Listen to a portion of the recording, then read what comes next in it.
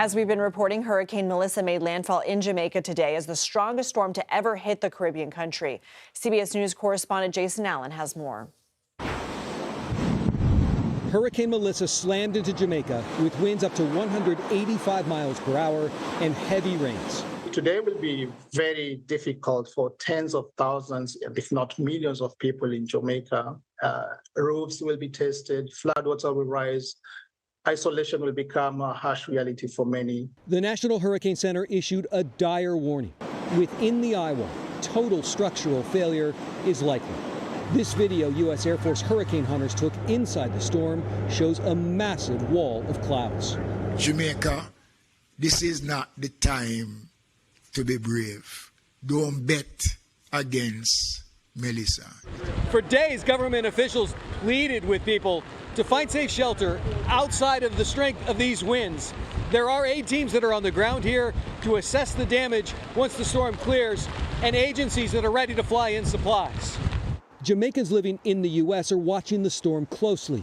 Minneapolis restaurant owner Tommy Beavis says he's been in constant communication with family and friends back home. They've been doing a good job stocking up on food, and we're just hoping that they have enough. And then the aftermath of the hurricane, with the flooding, with the devastation, we're hoping that they will have the resources for the immediate recovery as well as the long-term rebuilding. Melissa's next target, Cuba. Authorities there say they've already evacuated more than 500,000 people from low-lying areas. Jason Allen, CBS News, Kingston, Jamaica. CBS News national environmental correspondent David Schechter joins us now. David, always good to have you in studio. How does human-caused climate change affect large hurricanes? I'm glad you asked that question. The atmospheric science of this is pretty basic. Hurricanes are powered by warm water and warm air. And the oceans have absorbed 90% of the additional heat that we have essentially made over time. So the oceans are warmer. I mean, but it's slow because they're so deep. It takes, we're talking by degrees, like 2.5 degrees Celsius. So you have warmer water, warmer air, and these hurricanes are now more powerful because they have more fuel. It's basic.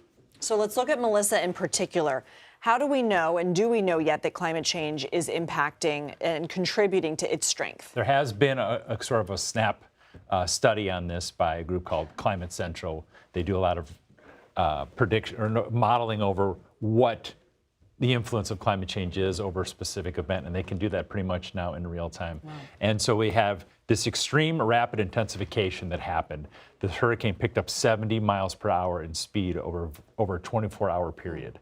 And so this slow drift over warm water, they did the numbers, those conditions were 700 times more likely because of climate change. Wow. So the fingerprints of that intensification is, very clearly climate change is playing a factor here. It doesn't make hurricanes, but it can make them more intense, more rainfall, more inland rain. Okay, David Schechter, thank you for joining us on this. Thank you.